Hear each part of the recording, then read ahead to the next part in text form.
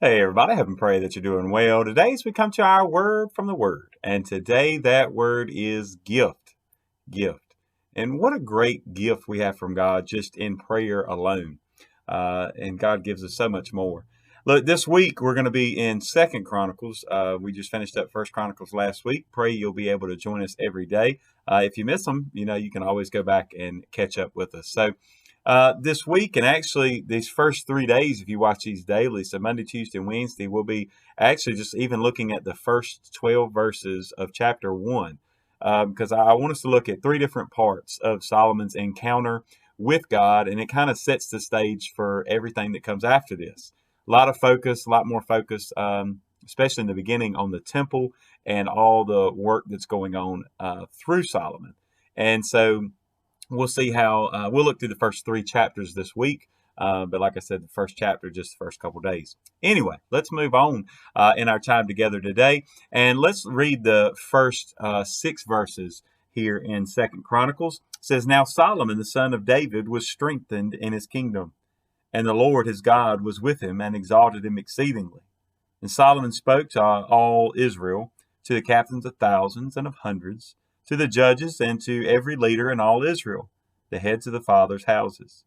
Then Solomon and all the assembly with him went to the high place that was at Gibeon, for the tabernacle of meeting with God was there, which Moses the servant of the Lord had made in the wilderness.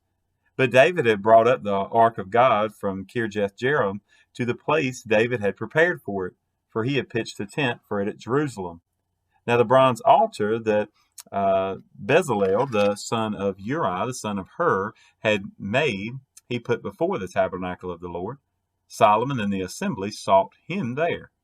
And Solomon went up there to the bronze altar before the Lord, which was at the tabernacle of meeting, and offered 1,000 burnt offerings on it. And we'll also go to verse 7. It says, On that night, God appeared to Solomon and said to him, Ask, what shall I give you? Now, before we get into his response, we'll deal with his response tomorrow, his response to God, and then Wednesday we'll look at God's response to his question, what he asked for. But the reason I wanted to stop and just look at these first few verses kind of set the stage that he was beginning his role as king, and he's leading the people in worship. He's leading the people in offering sacrifices, being obedient to the Lord and seeking the presence of the Lord. And they were doing it together. But also, you'll notice that as he offers, 1,000 sacrifices, but for the sheer number of people, it could begin to be explained a little bit. But as he comes, and that night, right, they've been coming to worship, and then that night while they're there, he sees God. And God says, he hears a word from God, and God just simply says, Ask. Tell me what it is you would have me to give you.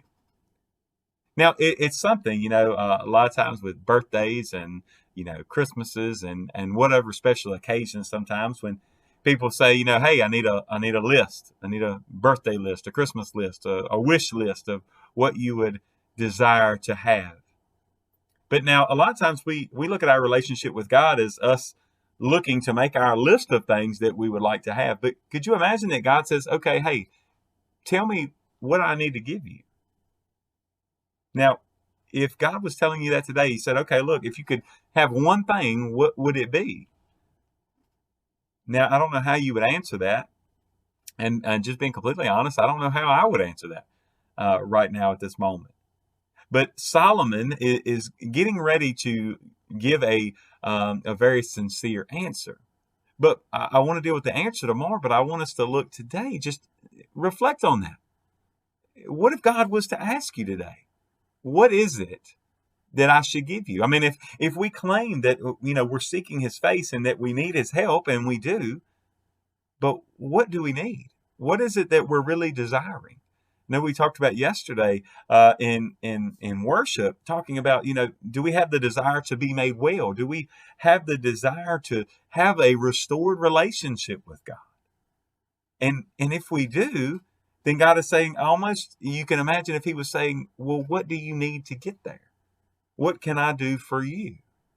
Now, we know God has already done so much more than we could ever ask, and so much more than we can even think, Scripture tells us.